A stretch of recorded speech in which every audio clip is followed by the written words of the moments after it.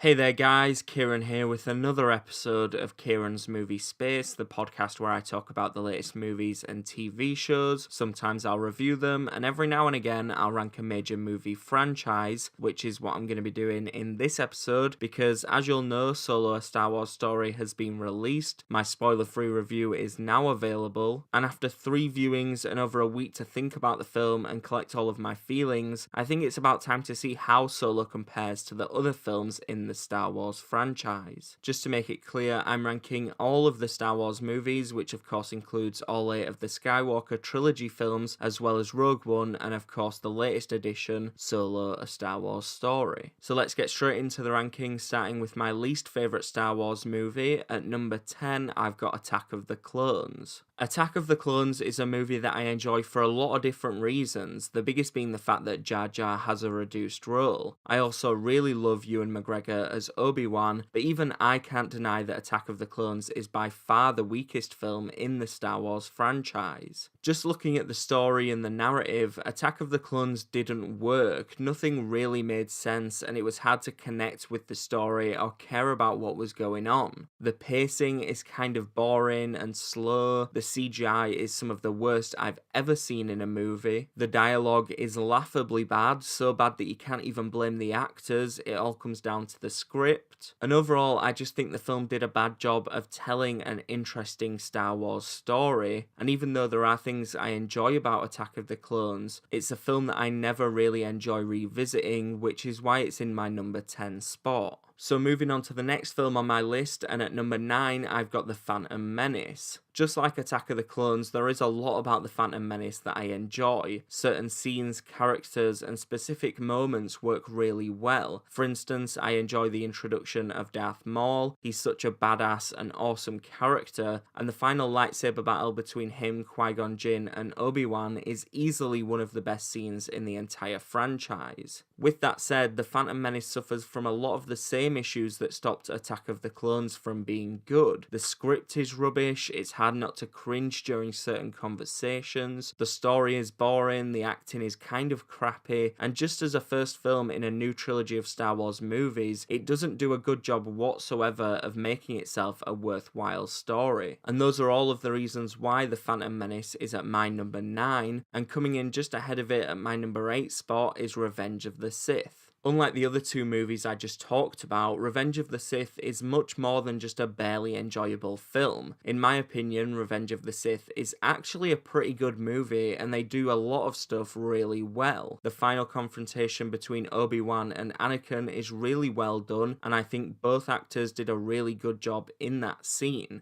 I think Obi-Wan's mission in the film is actually quite entertaining, and Ewan McGregor is yet again fantastic. The script is much stronger than the previous 2 installments, and the dialogue isn't quite as cringeworthy. Revenge of the Sith still has a lot of problems though, and I think my main issue with the film is that somehow Anakin's fall to the dark side feels kinda rushed. I mean, they had 3 films to show his fall from grace and the birth of Darth Vader, and for some reason they just shoehorn it in and rush it in the 3rd and final chapter. The CGI is still pretty bad, although it's nowhere near as terrible as the other 2 films, and I'd say that the reveal of Darth Vader in the final act is laughably terrible, like it's one of the worst moments in the whole franchise. But like I said, I really do enjoy this movie, and I do think that it succeeds more than it fails, which is why it lands at my number 8. And in the number 7 spot is Rogue One: A Star Wars Story. And I've got to admit that when Rogue One was first released, I was in love with the movie, and in a lot of ways I still am. I did rank it much higher originally, but in the time since Rogue One was released, some of the film's issues have become more clear, which is why I've decided to bump it down just a little bit in this ranking. The things I enjoy about Rogue One easily outnumber my problems with it. I still love most of the characters, and I still think it was great to see a film that delivered something different from the other films in the franchise. But I also think Rogue One is kinda choppy, especially in the first 2 acts. We don't get much development for the supporting characters, so much so that I actually can't remember their names other than Jin and Cassian, and of course K2SO. I'll also say that at times Rogue One tries way too hard to connect itself with the other movies, and as much as I try to ignore it, the film also feels like it has pieces missing. I know there were production issues and reshoots, but watching the film, it still doesn't feel like a complete product. It feels like important character building scenes have been taken out, which is something that's become more clear and more obvious over time. So yeah, those are the reasons why I've decided to rank Rogue One at number 7. And moving on, at number 6, I've got Return of the Jedi. Knowing the Star Wars fandom, I'm going to go ahead and guess that a lot of people out there are screaming at me right about now. But before you react, let me just say that I absolutely love Return of the Jedi. I think it's a great movie. I just think that the other films higher on this list are slightly better. As for what I love about Return of the Jedi, I think that overall it's an enjoyable and epic conclusion to the original trilogy. The characters are all still great, we get a lot of cool lightsaber battles, and the film does a great job of adding to the Star Wars mythology. Moving on to what I dislike about Return of the Jedi, I will say that the first act and the opening of the film are kinda boring. It takes a while for the film to kick in and become a fun Star Wars movie. Probably my biggest issue though, other than the Ewoks, is that the film regurgitates a lot of the stuff that happens in A New Hope, including the Death Star. So while there's a lot about the Return of the Jedi that I love, I do have a few issues with it, which is why I've decided to put it in my number 6 spot. And coming in just behind it at number 5 is the latest installment of the franchise, Solo: A Star Wars Story. If you've listened to my review, you'll know that I really enjoyed Solo. I think it's a fun addition to the franchise. It's not bogged down by any intense mythology. It doesn't need to deal with good versus evil, the Jedi or the Sith, and it can just focus on giving audiences a fun time. And it more than does that. We get to know one of our favourite cinematic characters a little bit better, and Alden Ehrenreich was a great choice for Han. This is the Chewbacca movie we've always wanted to see, and after 3 watches, I still think it's one of the better movies in the Star Wars universe. I do have some issues with Solo though. For one, I think the villain is a little bit boring. I think some of the characters were a little bit over the top, especially L3. And just like Rogue One, I think at times the film tries way too hard to connect to the original trilogy.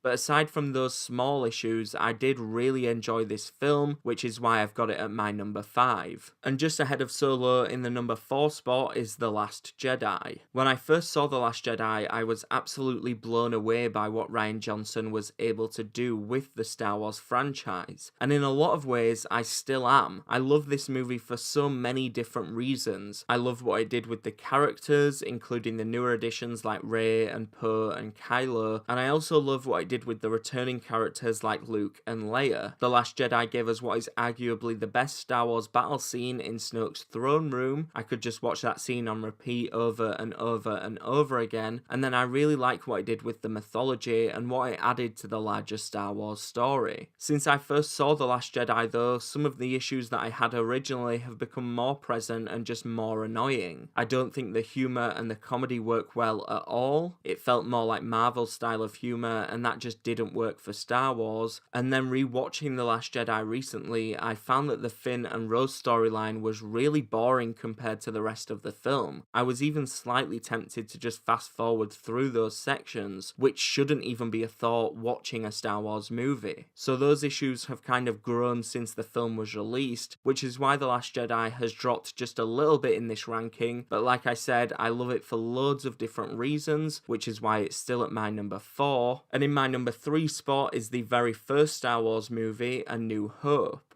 Let's be honest, A New Hope gets a lot of points simply because it was the very first Star Wars movie, but putting that very important fact aside for a minute, A New Hope is also just a fun, well-told story with some of the best characters ever put on screen. I for one didn't see the original trilogy until I was a little bit older, so I don't have the nostalgia to fall back on, but even without it, I love this film, which is why I pretty much watch it every few months. Of course, no film is perfect, and I do have a few problems with A New Hope, with the biggest being that when I rewatch all of the films, I think this is probably the slowest one. It takes a really long time for A New Hope to get going. Once it's on its way and once it's going, it's great and it's fun, but the film just takes its time, and I think a few of the sequels just did a better overall job of telling a Star Wars story. But like I said, I love this movie and I thank George Lucas every day for making this insane thing up. So yeah, A New Hope is at my number 3. And just ahead of it, at number 2, is the first of the new Star Wars trilogy, The Force Awakens. And before you start yelling at me, give me a second just to defend myself, because I know a lot of people, especially the die-hard fans, have issues with The Force Awakens, but I absolutely love what it did for the franchise. Before I discuss why though, I'll quickly get my one major issue out of the way, and that's that the film is very similar to A New Hope. I'm not going to deny that, there are a lot of similar elements, but when it comes to this new trilogy, I kind of think J.J. Abrams needed to do something fans are familiar with. After the prequels, these newer films had to find the tone and the style of the originals, and The Force Awakens does that perfectly, which gives future movies like The Last Jedi the opportunity to mix things up and try new things. So while I do think that The Force Awakens maybe copies A New Hope just a little bit, it doesn't bother me that much because it opened the door for more original stories. So with that out of the way, let me quickly talk about the things I love about The Force Awakens, starting with the new characters. J.J. Abrams did a fantastic job of introducing new characters to this galaxy. I love Rey, I think Daisy Ridley is incredible as that character, and Rey is probably my favourite Star Wars character after Han Solo. Finn and Poe are also really cool, and I think The Force Awakens did an excellent job of setting up a really awesome villain in Kylo Ren. The returning characters were also really good. I loved everything Abrams did with Han Solo, and I think overall this film just did a really great job of bringing Star Wars back and setting up a new trilogy. So yeah, The Force Awakens is at my number 2, which of course means that in my number 1 spot is The Empire Strikes Back. In my opinion, The Empire Strikes Back is still the most entertaining and the best Star Wars movie we've ever seen. In fact, I would say that it's probably one of the greatest films ever made. The movie does a great job of taking what worked in the original and just making it bigger and better in every possible way. We get to know the characters a little bit more, we meet Lando for the first time, Vader is even scarier than he was in the original, and obviously we get the massive reveal that Darth Vader is Luke's father, which, trust me, is still mind-blowing when you watch it as an adult. I also really like how much we learn about the Jedi Order and the Force, we see Yoda for the first time, and the film adds an endless amount of mythology to this franchise. In fact, the only issue I can even think of when talking about The Empire Strikes Back is that the sequence with the space worm is a bit sluggish, but that's my only issue with what is otherwise a perfect film. The Empire Strikes Back does what every great sequel should do. It takes great characters, a great idea, and a great story, and it just makes it all better and continues the narrative. It's going to take a hell of a lot for a future Star Wars movie to knock this from my number 1 spot, but I look forward to the many more adventures on the way, and I really do hope that one day we get a better Star Wars movie. But for now, that's it for my ranking of the Star Wars movie franchise. Let me know how you'd rank the Star Wars films in the comment section below, and please hit the like, share, and subscribe buttons. I'll be back really soon with my review of Jurassic World Fallen Kingdom, so make sure you come back for that. But for now, thanks for listening. I'll see you in the next episode.